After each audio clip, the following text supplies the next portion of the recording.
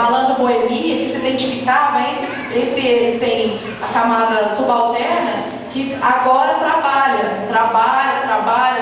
lá no trem da central para ganhar porque ele não pode ser malandro, ele tem que trabalhar porque o regime e o sistema capitalista não ajuda, né? E o outro malandro, a figura agora de um malandro oficial, um malandro federal, né? Os malandros políticos, os empresários capitalistas, engravatados. Então, apesar de ele estar todo assim, configurado com aquela imagem de malandro de antigamente, ele está falando de um outro tipo de malandro. Então, ou seja, eles discutem justamente uma crítica até o milagre econômico brasileiro, mas, por exemplo, peças como da Gota d'Água, né, foram super criticadas. As músicas, de uma maneira até interessante, não foram tão criticadas igual os teatros e cinemas da época. Por quê? Principalmente essa coisa de encarar o cinema e o teatro como um teatrão, um cinemão, que era um teatro de cinemas que tinha produção grande, mega produção, envolvia dinheiro. Gota d'Água era musical, você dependia de muita gente para trabalhar, desde a orquestra até os bailarinos. Como é que você trabalha com isso financeiramente? Né? Então, o que era válido na arte? Produção coletiva.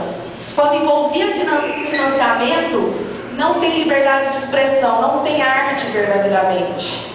Então, os grupos verdadeiramente teatrais, de arte engajada, eram aqueles que faziam vaquinha entre si, para poder ter um dinheirinho pro cenário. Era assim, né? Senão você é vendido. E era assim a discussão. Vários críticos vão falar justamente dessa questão dos anos 80 fazendo balanço dos anos 70, dizendo isso. Não só do teatro e do cinema, também da televisão, acabando com a televisão, né? Ou seja, toda a posição ideológica do Nacional Popular para peça de teatro, cinema e tal, é um pretexto, porque o que vale? A lei do mercado e do governo. E é só isso. Então, analisaram sobre o sistema do modo de produção das obras, e o resto foi deixado na hora veja. O cinema novo, então, quando surgiu, oficializado pela Embrafilme, que foi um plano do governo, nossa, o patrocínio do governo, etc., é vendido, né? E, diferentemente, a FPB não sofreu tanto, isso que foi interessante. Por quê? Segundo Marcos Napolitano, enquanto o cinema e o teatro brasileiro, eles tinham esse problema, eles não conseguiam formar um público fixo, a FPB estava cada vez mais popular, ou seja, popularidade de acesso, né? E aí, eles conseguiram trabalhar as discussões do milagre econômico, por exemplo, atentando com o fato de que, como é que você vai escutar a música? Se você comprar o disco. Então, a própria base da música estava uma questão em relação capitalista. Então, a indústria fonográfica não foi tão discutida assim, porque a classe média entendeu o recado. Elas tinham que comprar o disco para ter acesso às produções, né?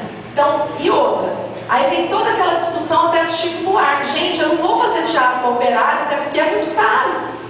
O operário não tem nem 10 cruzeiros para dar para o teatro. LP é caro, por causa de todas as pessoas que trabalham naquela produção, né?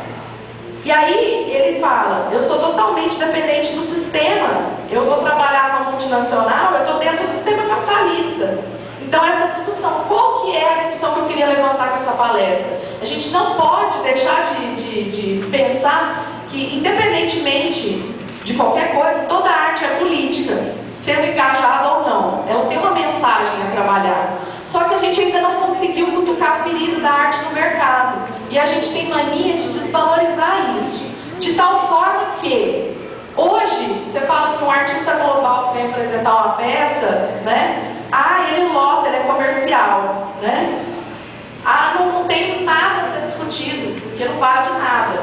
O que vale é você ter meia dúzia lá no teatro, que são o pessoal lá, os marxistas, que vão discutir aquela peça. Mas e o acesso daquilo para as pessoas? Discutir os problemas sociais em ampla escala. Isso não tem. Então, o que eu acho que, inclusive, o Marcos Napolitano vai nos ajudar, né? O próprio fato da FPB, ela ter esse caráter, por exemplo, de boom criativo, de falar de questões políticas, mas, ao mesmo tempo, com a indústria fonográfica.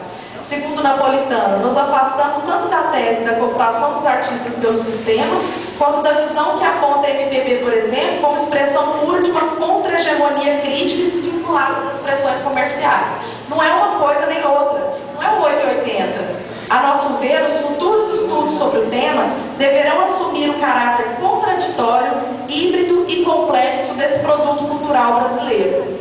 As palavras do Napolitano partem de elementos importantes para qualquer estudioso que busque investigar as produções culturais da década de 70. Todas essas considerações, aliadas às necessidades de compreender a arte como campo de reflexão, debate político e ao mesmo tempo mercadoria, porque todo mundo precisava sobreviver, inclusive os grupos dos anos 60. Precisava do financiamento ali da bilheteria para sobreviver, não é isso? Então, tudo isso são de essencial necessidade para qualquer pesquisador que queira se aventurar por esse caminho. É isso.